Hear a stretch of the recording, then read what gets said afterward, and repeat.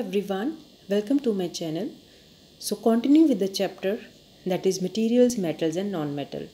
तो पिछले वीडियो में हमने डिस्कस किया था physical properties of metals and non metals, जहाँ पे हमने डिस्कस किया कि जो मेटल्स होते हैं वो हार्ड होते हैं, वो लास्ट्रस होते हैं, मेलिएबल होते हैं, डक्टाइल होते हैं, सॉनरस होते हैं, good conductor of heat and electricity होते हैं। एंड जो है एंड में मैंने कुछ आपके साथ जो है एक्सेप्शंस डिस्कस की थी। तो I just wanted to tell you कि एक्सेप्शंस नॉन मेटल्स में भी हैं।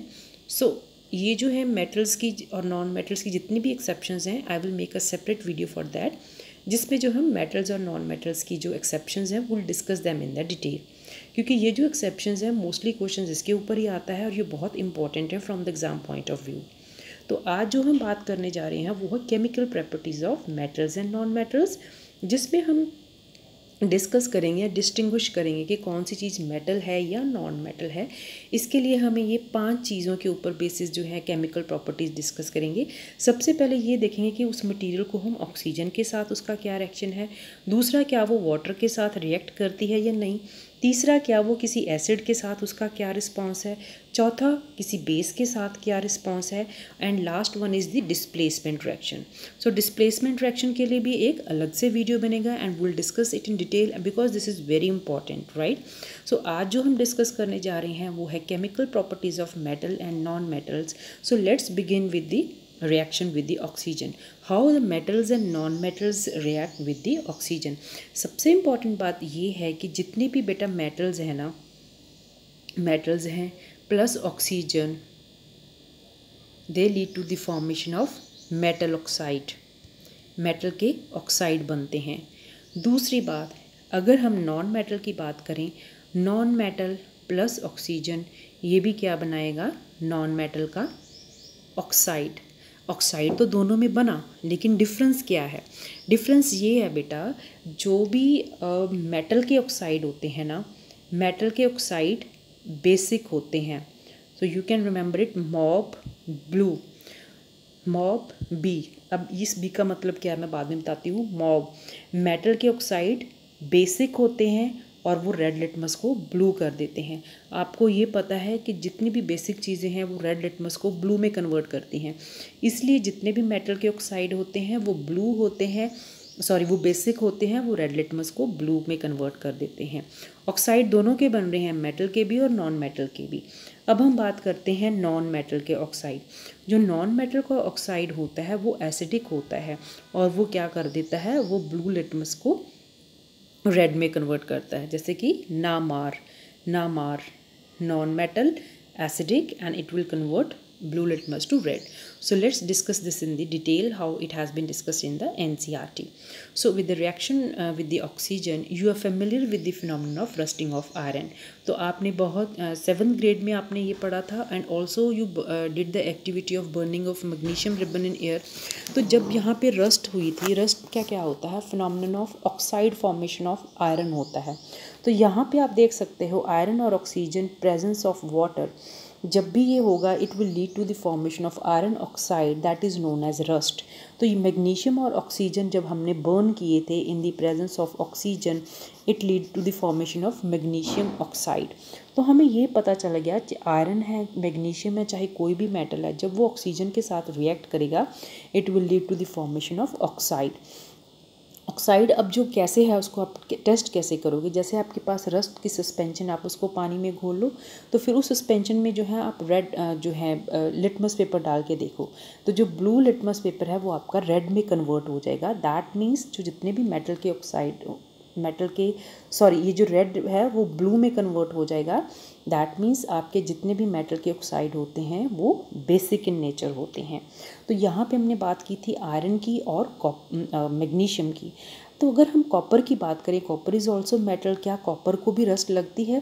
आपने बहुत बार देखा होगा जब भी कॉपर के बर्तन है, जब आप उसको बाहर खुले में रखते हो तो क्या होता है, उसके ऊपर ग्रीनिश डिपॉजिट आ जाती है। जैसे आयरन के ऊपर रेड या ब्राउन कलर का डिपॉजिट आता है, इस तरीके कॉपर के ऊपर ग्रीन कलर का डिपॉजिट आता है। ये ग्रीन कलर का डिपॉजिट क्या आता है, it is also a type of rust. लेकिन जो रस्ट टर्म है basic we discuss it with only iron, iron के लिए हम ज़्यादा इसको यूज़ करते हैं, लेकिन कॉपर की भी रस्टिंग होती है। तो हमने देखा था कि जो when we kept the iron vessel in the outside it got rust. इसी तरीके से अगर हम जो कॉपर के बर्तन को भी रखते हैं, so the green material is a mixture of copper hydroxide and copper carbonate.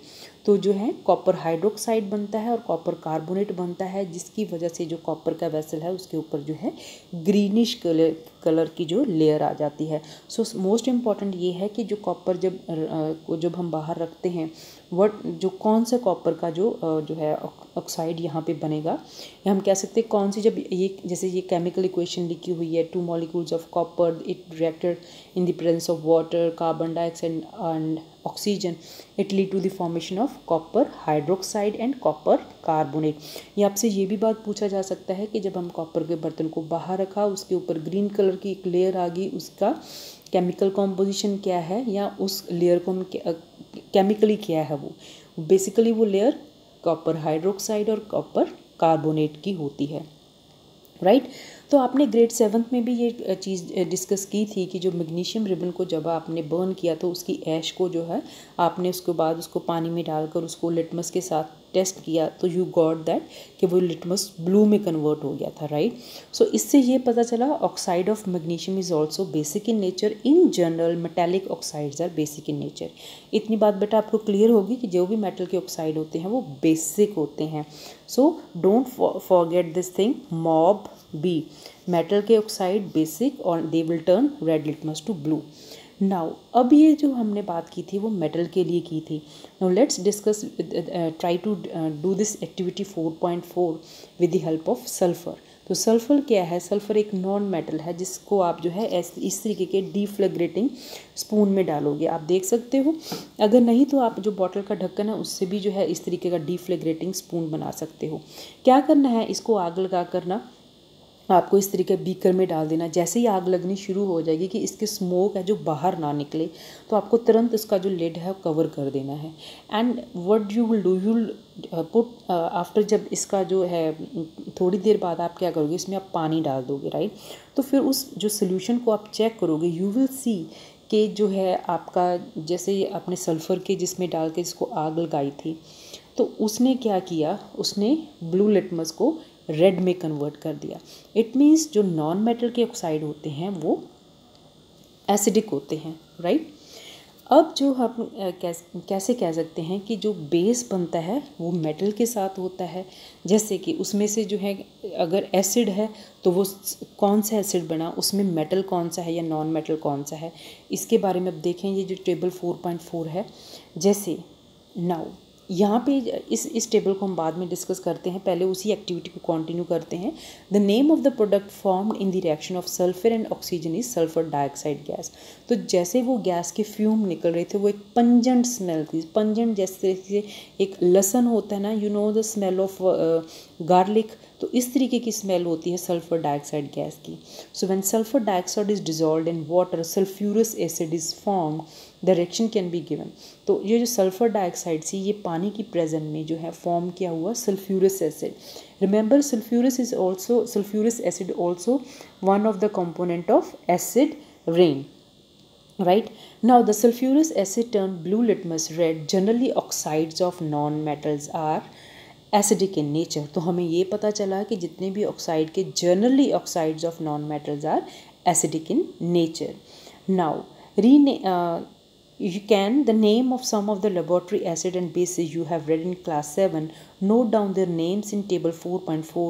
Identify the metal or non-metal present in them which form oxide with the oxygen. तो आप यहाँ पे जो है अपने लैब में देखे होंगे आपने एसिड इसी तरीके से, राइट। जैसे कि कैल्शियम हाइड्रोक्साइड है, ये क्या है, बेस है, तो इसमें मेटल क्या है, कैल्शियम है, राइट। यहाँ पे नेम ऑफ द एसिड क्या है, सल्फ्यूरिक एसिड है, तो यहाँ पे नॉन मेटल क्या है, सल्फर है, राइट। सल्फ्यूरिक एसिड जैसे H2SO4, तो अगर हम इसमें से पानी निकाल देते हैं you get the sulphur. So here the non metal क्या है, सल्फर है।